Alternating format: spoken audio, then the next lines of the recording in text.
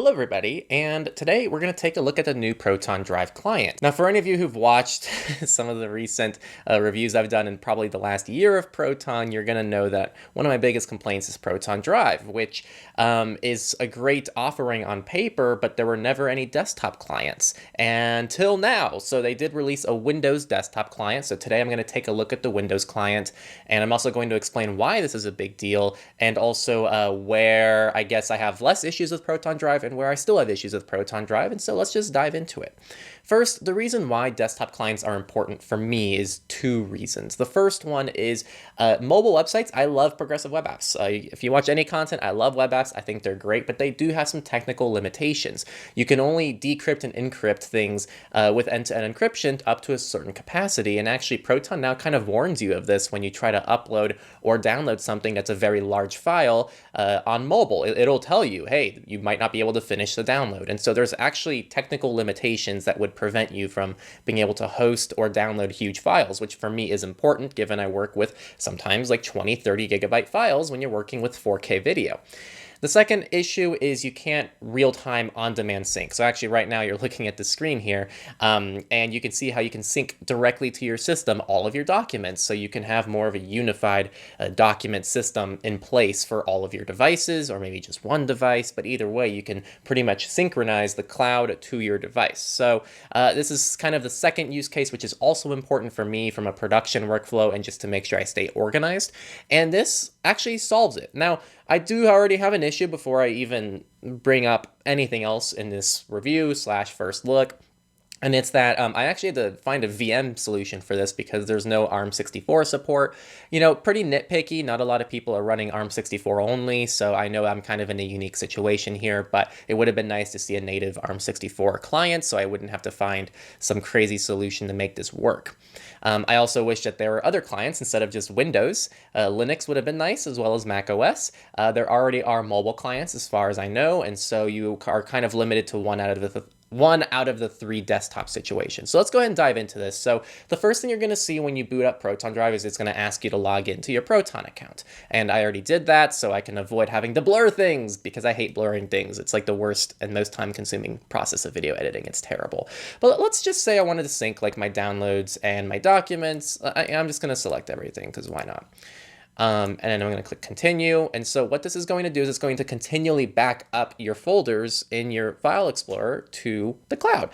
Pretty much every other cloud provider allows this, like Dropbox, Google Drive, name any other cloud provider with a desktop client and it allows this. And this functionality is one of the big reasons why a lot of people have criticized Proton Drive because they never offered something like this because they never had desktop clients.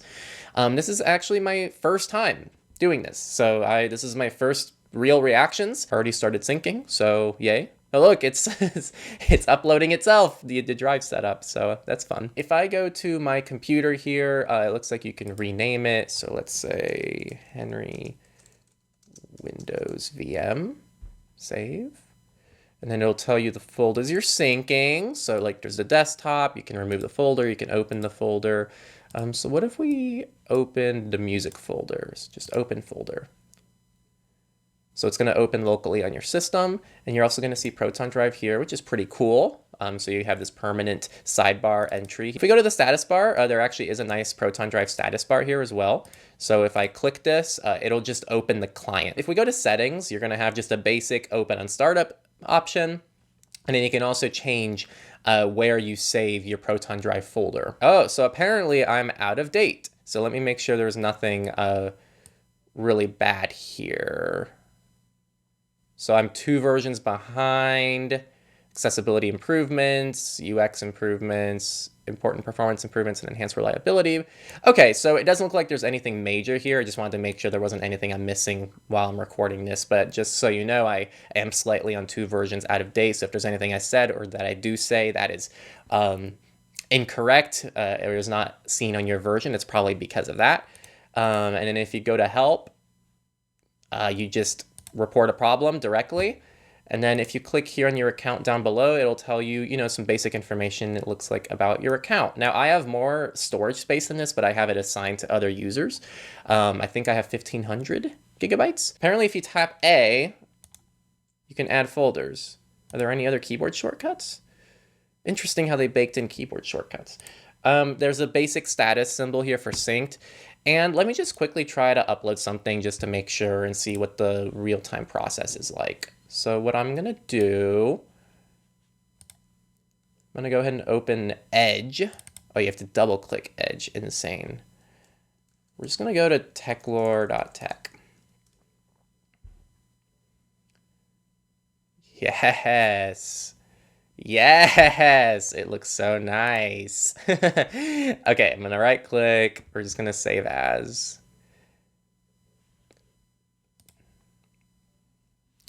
I'm just gonna put this in my downloads. Okay, so that's downloading. We're gonna go ahead and leave that. And then I wanna see how quickly. So it looks like Proton is already in the process of syncing. Synced a minute ago. I have this up here. Fetching updates. Boom, there it goes and it's up. So it's pretty instant. It seems like it really does just work. I so far don't really have any issues with this outside of it would be nice to see a few more settings. And I'm sure they're working on that. This is the first version. And yeah. So yeah, as you can see, everything is uploading now pretty quickly. It was almost instant. So once things started downloading, I start to see here in the activity tab that it's uploading everything. And I really don't have much of an issue with this. You know, like this is great. Proton's needed this for a long time. We've needed desktop clients. It was pretty much unusable, to be honest, to like have Proton Drive and all this unlimited storage only be on the web. And so this is fantastic. I'm a huge fan of this. Now, I will say it's pretty bare bones, and that's fine. You know, this gets the job done. But also most drive providers are pretty bare bones, you know? Like, there's not that much they need to do. Now, one little UI thing which might confuse some people I want to explain is if you go into My Files here in the Proton Drive sidebar, you're not actually going to see that web page that I just saved, the Techlore website. You're not going to see it in here. It's only going to continue existing in here. Now, what's a little confusing to me, and one thing that's probably good to share as both advice and just something for you all to know, is what's offline and what's online. Future Henry, my lights are off, so dark future Henry. But I did just quickly take a look, and this is actually the case. So files that are in that list that come from Windows will be pretty much saved locally and they'll be uploaded. But that little folder in the sidebar, the Proton Drive folder, so things that you already uploaded to Proton Drive, those are just going to have on-demand sync. So they're going to be offline, but you'll be able to access them from your Windows computer. Now you can apparently mark these files as always keep on this device. And then you can also free up space if you don't want them on your device anymore. So that's kind of the nuance, and that's the formal explanation behind that, which I looked at after the first look. So that kind of answers that question. Again, this video really is just a first look. So I'm not going to be covering the nitty-gritty details, but it does look like just on first launch, this will not locally save the files already existing in your Proton Drive account. So perhaps you can upload to these folders going forward, and that will automatically download and save. You know, with all of that said, I think I'm ready to kind of just summarize this. This doesn't need to be a super long video. I do know Nate from the New Oil is working on a Proton Drive video, and I'm guessing his is going to be a lot more thorough than mine is. So definitely keep an eye out for Nate at the New Oil. His channel's on YouTube, so definitely check that out. I'll leave a link down in the description. But when it comes to my thoughts, I think this is great. This is a great step in the right direction for Proton.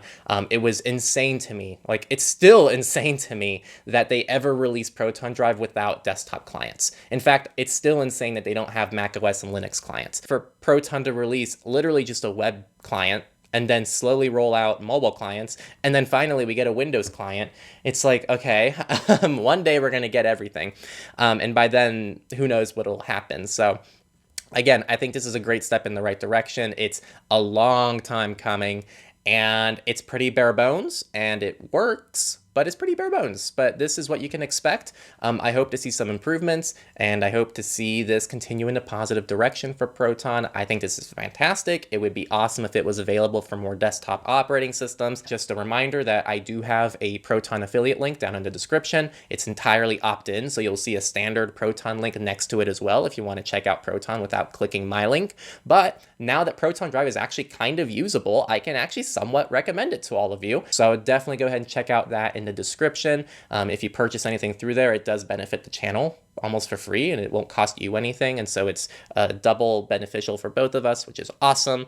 And that's really all I have to say. There's not that much to cover here. I'm super excited about this, and I'm really excited to see macOS and Linux, mainly for personal reasons, but also just for the community, because the community definitely wants macOS and Linux clients. And that's really it. I guess keep up the good work, Proton. I'm really glad to see the ecosystem start to turn into an ecosystem a little bit better, and I hope that this first look was kind of useful for people, so you all can see what Proton Drive looks like on desktop. I'll see you all next time on Techlore. If you have any questions, leave them below. If I got anything wrong, leave it below, and we'll see you next time on Techlore.